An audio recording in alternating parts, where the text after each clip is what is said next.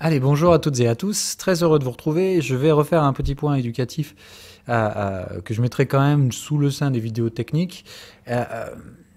Non pas pour vous parler du marché là aujourd'hui, PCE, etc. Bon, ça c'est pour ajouter les débiles comme toujours.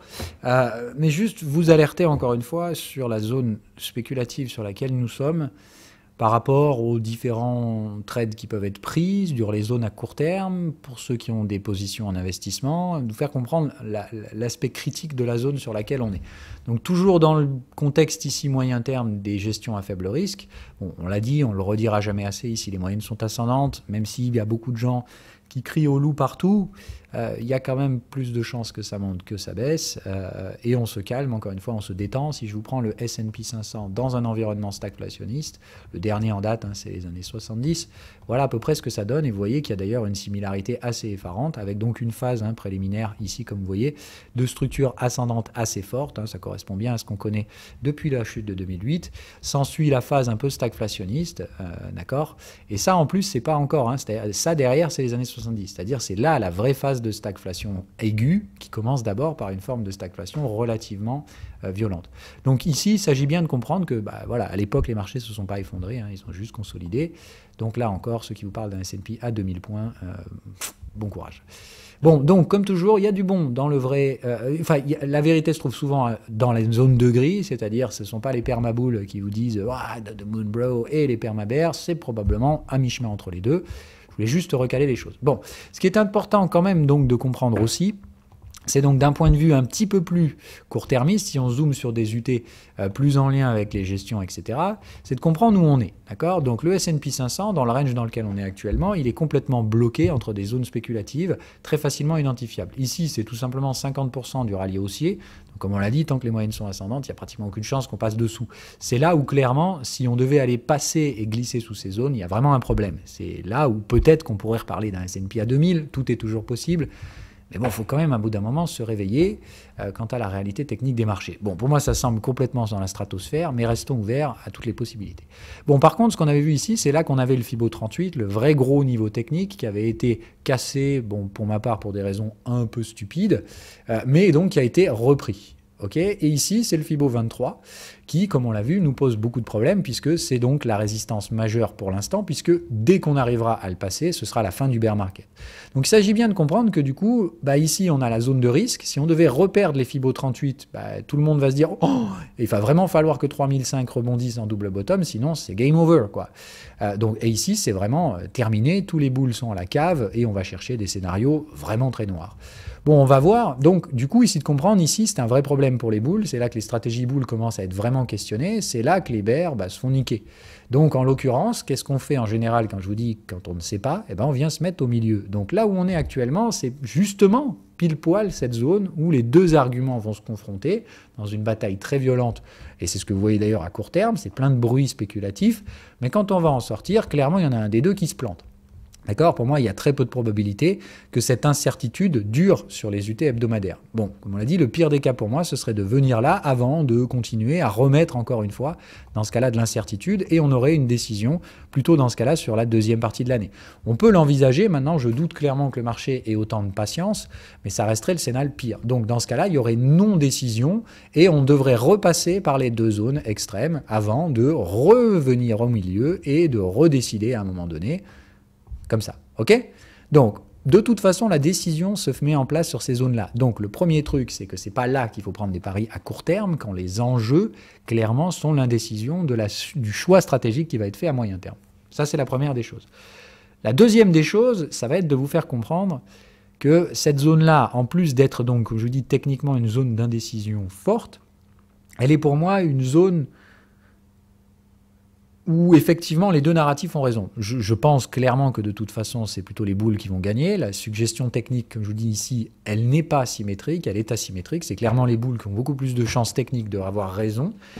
Mais les arguments des bears sont totalement recevables. Quels sont les arguments des bears principaux que je regarde, parce que je m'informe toujours des deux bords. De toute façon, c'est un rallye purement spéculatif. Ce qui s'est produit depuis le mois de janvier, c'est hors norme. C'est le meilleur mois de janvier depuis X années, je sais pas quoi. Bon, évidemment, quand on met ça en contexte, on voit bien que ça n'a rien à voir avec un ultra bull market, etc. Mais juste de se dire, bon, voilà. effectivement, on a eu des rebonds sur certaines valeurs assez significatifs, alors que les résultats de ces mêmes boîtes ne sont pas non plus dans la stratosphère. On parle de ces Microsoft, Apple, etc. Bon, les résultats ne sont pas mauvais, hein, mais encore une fois, ces boîtes-là n'ont pas du tout connu la crise. Hein. Le marché ici a baissé de 30%. Vous allez regarder les Apple, Microsoft, tout ça, ils n'ont pas bougé. Hein. Donc, il s'agit juste de se dire, clairement, les arguments des bears sont recevables. Dans ce cas-là, on est dans une vraie bulle spéculative, surtout basée sur les gigacaps et la technologie, et ça peut se comprendre. Et je pense qu'ils ont non seulement raison d'ailleurs, en tout cas en partie. Par contre, d'imaginer que l'ensemble de la cote va s'effondrer à cause de ces aspects spéculatifs sur certaines valeurs, c'est une erreur. Et ce que je voulais vous montrer aujourd'hui, donc l'aspect un peu plus éducatif, attention, gros disclaimer, si je vous vois utiliser ces trucs-là tout seul, vous allez vous brûler les doigts. Voilà, d'accord. Donc ça se met en place toujours dans un contexte particulier. Mais la raison pour laquelle, normalement, je ne vous parle pas de ces trucs-là parce que c'est un peu technique, je vais vous en parler aujourd'hui. Je vais rester très succinct parce que, comme je dis, n'imaginez même pas penser que vous allez comprendre réellement comment ça fonctionne, ces trucs-là.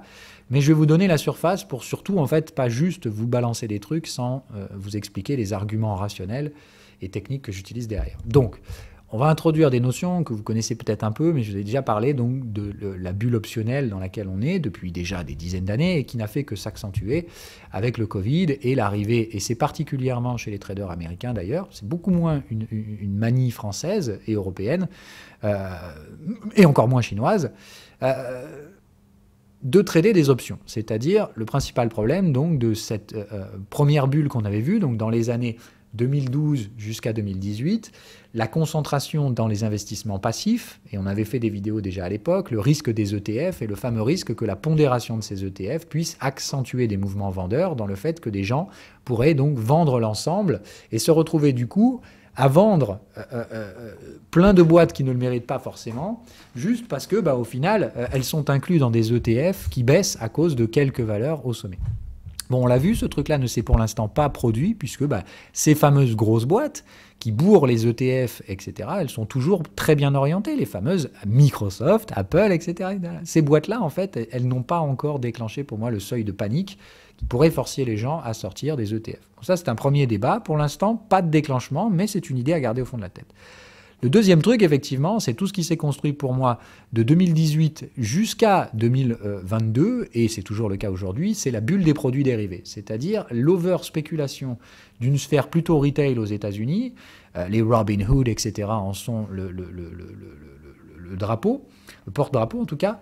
Et vous l'avez vu, voilà, les Américains aujourd'hui n'achètent plus d'actions. Ce qu'ils font en revanche, c'est qu'ils spéculent sur des produits dérivés, optionnel, sans jamais évidemment exercer la délivrance de l'option derrière, c'est-à-dire ils s'en foutent de voir des actions dans les portefeuilles. Le but, c'est de gambler comme un gros débile sur les fameuses plateformes Robinhood, etc. Ah, ça gamble, ça achète des puts, des calls, ça se prend pour des professionnels. C'est très très rigolo. Mais en fait, ce qui est assez rigolo, c'est que justement, quand on regarde les positionnements optionnels de ces gens-là, en fait, on se rend compte qu'ils tradent que sur les mêmes actions. Voilà. Et donc, il y a une façon pour moi assez facile de le voir, c'est de dire, bon, les gens qui ne savent pas trader les options correctement, ça se détecte en fait. Hein. Et vous le voyez ici souvent dans ce qu'on pouvait voir, ce qu'on appelle le Unusual Option Activity. Vous le trouvez par exemple chez Barchart, ils ne sont pas les seuls à vous faire ça, mais eux ils le proposent gratuitement, ce qui est quand même cool. Et vous voyez en fait tous les positionnements optionnels. Ce qui est assez rigolo, c'est que donc, si vous voyez ça tous les jours, en fait, si vous revenez tous les jours, ça c'est sur la dernière journée, vous allez voir que c'est toujours les mêmes qui sont là. Toujours les mêmes boîtes. Les Tesla, AMC, Apple, Nvidia, Microsoft, pas Microsoft, mais voilà, Meta, AMD, Baba. C'est toujours les mêmes trucs. Google, etc. C'est sur toutes les boîtes que vous connaissez. En fait, les particuliers aux US, ils ne spéculent que sur une dizaine de boîtes. Les 10 géants de la techno, etc., qui, évidemment, vendent le turfu, sont dans la stratosphère. Ces 10 mêmes valeurs que je vous ai dit de fuir comme la peste. D'accord ? Donc, si on résume, le problème, c'est qu'on a une énorme bulle de produits dérivés, des retails qui ne possèdent plus réellement des actions, mais qui s'amusent juste à faire des paris sur le déplacement de prix à court terme de ces actions-là, hein, puisque je vous rappelle, une option, il y a une expiration, il y a une valeur temps, et pour moi, c'est une vraie bulle spéculative, temporaire, c'est-à-dire les retails américains qui jouent ce jeu-là, je sais très bien que dans 3 ans, ils sont tous morts. Ils seront partis à autre chose, sont passés à autre chose, ils se seront fait ruiner, comme c'est le cas évidemment sur chaque cycle boursier. Mais là où c'est piégeux, c'est que les permabères vous disent que ça va s'effondrer, ça va emporter la cote avec, etc. Et ben moi, je vous dis non. Ces gens-là ne détiennent pas des actions, ils ne font que parier à court terme. La seule chose que ça produit, c'est que ça force les brokers à gérer les risques plus correctement, de façon beaucoup plus précise. Et évidemment, les brokers eux-mêmes ne connaissent pas l'avenir.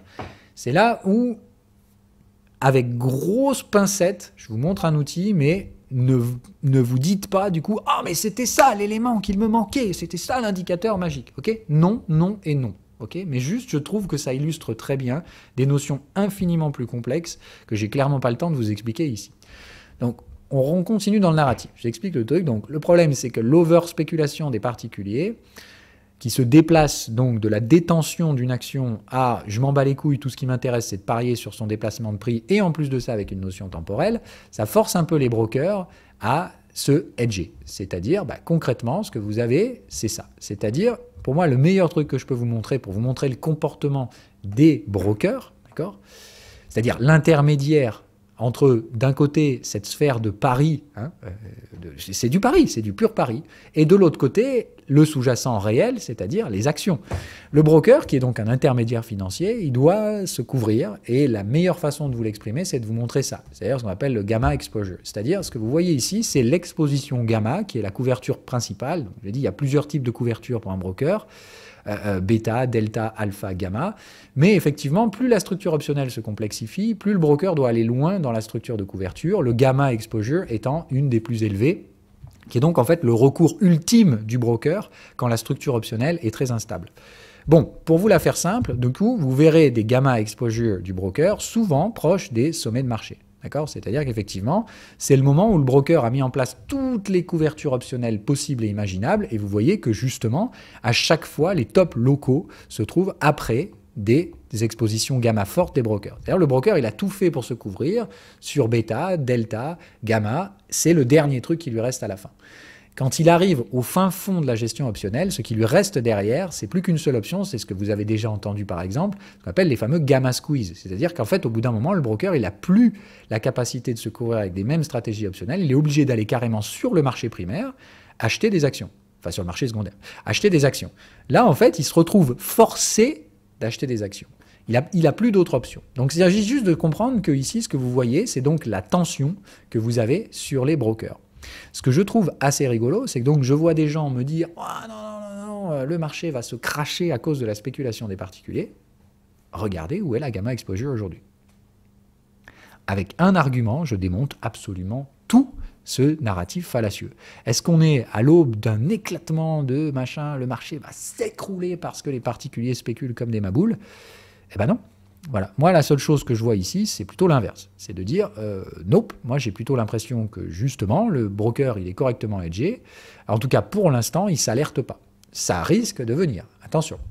Mais donc déjà, est-ce qu'on est proche d'une structure hyper spéculative et tout va s'écrouler parce que les particuliers sont en train de jouer sur Robinhood? Non, maintenant, ça leur dit, ça reste un risque. Hein. N'achetez pas ces actions, clairement pas. Bon, le deuxième truc, donc, comme je vous dis, après avoir démonté le narratif, c'est de comprendre le schéma de moyen terme. Donc, comprendre, là, effectivement, on construit un top local à cause des gamma squeeze.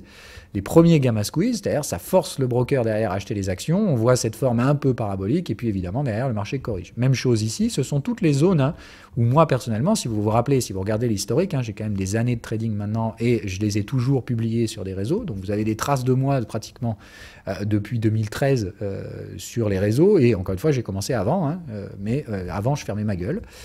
Bref, donc, vous voyez toutes ces zones-là où moi, perso, j'ai eu du mal hein, à l'époque, puisqu'effectivement, c'est là où on voyait les particuliers acheter n'importe quoi, ils achetaient n'importe comment, et vous voyez que les brokers eux-mêmes étaient dans la merde pour gérer leur propre couverture.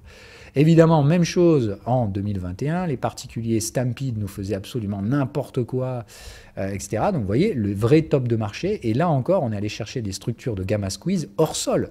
Hein, je vous le rappelle, pour moi ici, ce sont les erreurs de politique monétaire de la Fed. On aurait dû construire des tops locaux ici, et vous voyez qu'encore une fois, j'avais des arguments plus que rationnels qui le montraient. Les brokers eux-mêmes, dans ces zones-là, étaient dans une merde noire, en fait, forcés de mettre en place des stratégies de couverture extrêmement complexes pour arriver à suivre.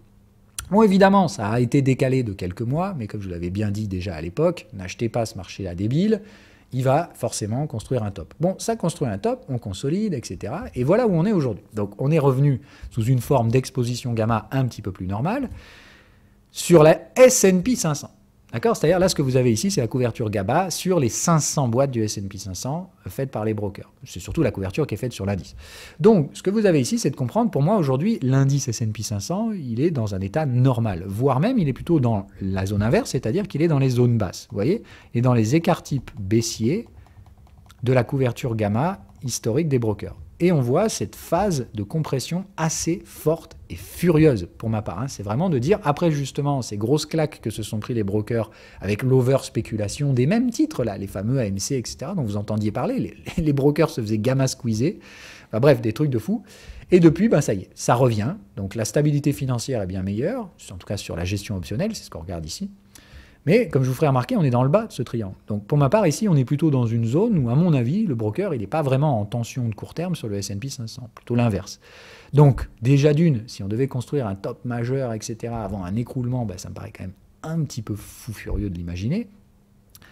Maintenant, on le voit, ces structures de compression se sont déjà produites. Okay, c'est-à-dire que si effectivement, ici, comme vous le voyez, on était à l'aube d'un truc, etc., on aurait dans ce cas-là une sortie baissière de ce truc-là. Mais comme vous voyez, pour moi, ici, en termes d'exposition, le broker, il peut difficilement faire autrement.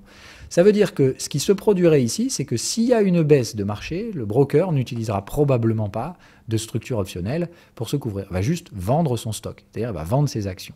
Donc effectivement, ce serait un petit peu risqué de jouer les mouvements acheteurs si le marché venait à décaler à la baisse. Par contre, comme on l'a vu, on l'a fait dans l'analyse technique. Moi, pour ma part, j'ai toujours été clair. Si le marché décide d'aller au sud et que j'ai tort, je prendrai les pertes associées sur mon portefeuille et je changerai mon fusil d'épaule. D'accord ? En revanche, ce qu'on voit, c'est que si c'est bien la sortie haussière qui se produit, ça veut dire que le broker va de nouveau se retrouver dans des situations un petit peu conflictuelles avec les paris optionnels. C'est-à-dire concrètement, il va falloir entrer dans des stratégies de gestion optionnelles un peu plus complexes. Généralement, il s'agit aussi de comprendre que les bull markets construisent ces structures optionnelles vers le haut. C'est-à-dire que si on parle bien ici d'un redémarrage en vue d'un retour vers les ATH, pas un marché comme ça, comme on avait vu, mais de dire, bon voilà, on va sortir par le haut de ce triangle, puis on va construire tout doucement, des stratégies de couverture un petit peu plus haussières pour le broker. Bon, je pense qu'on n'ira pas non plus chercher des niveaux supérieurs à ce qu'on avait connu là, parce que comme on l'a dit, ce n'est pas un bull market de révolution de la finance par les traders particuliers qui voudraient débouter des calls. On ne reviendra jamais chercher ce truc-là. Ça, c'est historique, ce qu'on a connu ici. C'est juste de la folie. Mais tous ces gens-là finiront de toute façon le compte à zéro. C'est ce qui a toujours été le cas. Et ça ne fera pas exception à la règle, à mon avis. Donc, si je résume l'essentiel de ce que vous devez retenir de tout ça, ok ? Ça veut dire, si vous ne comprenez pas qu'il faut rester à l'écart de ces actions qui sont particulièrement tradées par les particuliers, puisque c'est là que le broker, en fait, pourrait effectivement être soumis à des stratégies en gamma squeeze si justement elles venaient à performer. C'est-à-dire, là par exemple, je prends le premier exemple, le fameux Nvidia, d'accord, qui n'est pas du tout une boîte de merde. Là, encore une fois, on est sur une tendance multi-time frame, donc moi, je sais que les excès sont plus que possibles et que ça peut aller dans la stratosphère, ce truc. Bon, je vois tout le monde hier dire « Ah, Nvidia, c'est n'importe quoi, les particuliers s'enflamment ». Bon, moi, j'ai pris 10% de profit sur Nvidia parce qu'on arrive sur ma troisième borne, c'est tout. Je ne suis pas du tout en train de dire « Nvidia va s'écrouler ». Je dis juste, par contre, que si ça continue de monter, les brokers vont devoir mettre en place des stratégies de hedging gamma, puis se faire squeezer, c'est-à-dire être forcés d'acheter une action dont le supply est limité. Ça pose beaucoup de problèmes. Le deuxième aspect, c'est de comprendre donc que si on enlève ces quelques valeurs fortement tradées par les particuliers, c'est-à-dire si on n'a pas justement d'explosion haussière des Nvidia, des Apple, des Microsoft, si justement certaines d'entre elles consolident, puisque pour ma part, c'est tout à fait possible qu'Nvidia consolide, que Apple se pète la gueule, que Microsoft, etc. Si les valeurs chouchoutes des particuliers qui sont massivement exposés avec des calls dessus baissent, effectivement, on obtient ce qu'on veut. C'est-à-dire, le broker, lui, il va juste laisser expirer les options sans valeur. Les particuliers se font dégommer comme toujours. Et on a donc effectivement un dégonflement de la cote Gigatech US qui a, pour l'instant, même pas connu la crise, quoi. Je veux dire, c'est juste incroyable. Puis là, on est vraiment, pour certaines, sur des bulles spéculatives sans nom. Je veux dire, dézoomer un petit peu sur des horizons de moyen terme, les grosses valeurs, ça donne le tournis. Donc, il s'agit juste de comprendre qu'effectivement, là, les particuliers sont massivement à l'achat sur ces boîtes-là. Si elles rebondissent, en effet, le broker va se retrouver avec des gamma squeeze. Il va donc devoir, effectivement, avoir des stratégies optionnelles que vous verrez normalement sur ce truc-là. On aura bien une sortie par le haut de ce truc-là. Ça, donc, si on a une sortie par le haut, ce sera le signe que, pour moi, les particuliers ont eu raison et ils vont forcer le broker à mettre en place des stratégies optionnelles complexes. Et on devrait le voir sur ce gamma exposure. Le deuxième aspect, c'est dans ce cas-là, la cote monte, mais sans ces 10-15 valeurs. C'est-à-dire, elle continue de consolider, soit à plat, soit carrément en correctif, alors que le reste de la cote monte. Là, dans ce cas-là, on parle de tout le reste, c'est-à-dire toutes les actions qui ne font pas la une, celles qui aujourd'hui ne sont pas en train de briller, les PayPal, les Adidas, les Cisco, les Synergy, toutes ces bonnes boîtes en fait, hein, qui se sont littéralement faites démonter et qui, elles, encore une fois, peuvent proposer des rendements suffisants pour cumuler, faire remonter le S&P en ATH, sans que pour autant les Apple, Microsoft, Google, Nvidia, etc. ne participent à cette deuxième partie du rallye un petit peu plus quali. Voilà ce que j'avais à vous dire. Donc faites très attention, cette compression ici qu'on voit, qui dure depuis plus d'un an, hein, sur cette stratégie ici en gamma, je vous invite à faire très attention. Il y a bien deux mondes qui vont sortir de ça. Celui dans lequel éventuellement on va revoir un rallye complètement débile des zombies particuliers aux US qui n'achètent qu'une dizaine de boîtes pensant que c'est le turfu. Dans ce cas-là, oui, on va se diriger vers une bulle spéculative. Deuxième aspect, pour ma part, le broker ne va pas suivre ses paris, ne va pas effectivement être mis sur la balance, fini les délires des années passées. Ces gars-là vont se faire dégommer, comme c'est souvent le cas, hein, c'est-à-dire qu'à force de spéculer, ils vont finir par vider les comptes et puis passer à autre chose. Et d'un autre côté, par contre, la structure plus technique du S&P 495, en tout cas hors ces 5-10 valeurs qui sont over-spéculées par les particuliers, elles, encore une fois, elles se sont faites massacrer. Et si elles rebondissent, la seule chose qu'on va voir, c'est justement la mise en place de stratégies optionnelles pour accompagner ce rallye. C'est-à-dire, moi, ce que j'aimerais voir, c'est pas l'explosion du gamma, qui serait le signe de bulle spéculative, mais le voir se construire doucement dans une stratégie légèrement haussière. C'est-à-dire que petit à petit, au fur et à mesure de la reprise haussière du marché, action globale, d'accord, le broker, petit à petit, se met à couvrir l'exposition de ses clients sur des risques plus élevés. La stratégie normale que vous devez voir dans un bull market. Ce fameux truc qui monte doucement au sein d'un canal d'exposition. D'accord ? L'exposition gamma du broker, elle devient progressive dans une tendance haussière normale. C'est ce que j'aimerais voir, une sortie par le haut de ce triangle et la construction d'un canal comme ça. Pas un truc là qui monte to the moon avec des retail qui nous font encore la même sauce d'essayer de squeezer les brokers. Voilà, vous savez tout. Maintenant, je ne veux pas vous voir utiliser ce truc-là avec d'autres contextes que ça. Je voudrais vous faire comprendre la structure très pernicieuse de la zone sur laquelle on est. Ça va se décider ici et je surveillerai l'exposition gamma pour savoir si on a affaire à une bulle spéculative, c'est-à-dire encore les mêmes 10 valeurs qui se mettent à performer en ATH avec des particuliers qui essaient de squeezer les brokers. Dans ce cas-là, pour moi, ce sera un rallye de très court terme, très dangereux et la stabilité financière pourra poser problème. C'est là où la Fed risque de taper du poing sur la table d'ailleurs. Ou d'un autre côté, justement, ces parieurs du turfu se font juste dégommer par soit les prix restent à plat, c'est-à-dire dans ce cas-là, la valeur temps de leurs options va expirer et le broker arrive à se couvrir comme ça, soit carrément, ils sont tellement à l'achat qu'on les fait juste baisser de 20% et les options ne valent plus rien, ce qui est aussi une autre option. Soit tout simplement, justement, le broker se concentre sur les 490 autres valeurs et dans ce cas-là, il fera de l'argent sur ces valeurs-là. Voilà, moi c'est clairement le deuxième avis qui est le mien, c'est de dire c'est pas un bull market, bulle spéculative comme avant qui va émerger, c'est juste qu'on a démonté toute la cote et certaines valeurs vont remonter et les brokers iront évidemment faire leur maille là-dessus. Si tel est le cas, on doit voir effectivement la sortie de ce triangle, non pas par le bas, plutôt par le haut, mais sans excès. On doit voir la construction temporaire de ces structures gamma, plutôt le signe effectivement ici que le marché redevient plus sain, que la stabilité financière est bien là et que ce n'est pas la fameuse panique à bord et encore moins la bulle spéculative que nous vendent les permabères. Voilà, vous savez un peu tout. Ne regardez pas cet indicateur tous les jours, encore une fois, je vous l'ai mis sur une période de plusieurs dizaines d'années pour vous montrer encore une fois qu'ici, la compression qu'on a, c'est bien le signe qu'une résultante proche est en cours. Et pour ma part, étant sur le bas de ce triangle, je pense encore une fois que nous sommes plutôt favorables à des reprises haussières après la résolution de cette zone. Mon avis personnel, et je ne prendrai jamais le risque de m'exposer justement sur les valeurs stupides des particuliers. Sur ce point-là précisément, nos amis permabères ont clairement raison. Allez, je m'éternise un peu. Bonne journée à toutes et à tous, et j'espère que vous aurez appris des trucs. Ciao, ciao!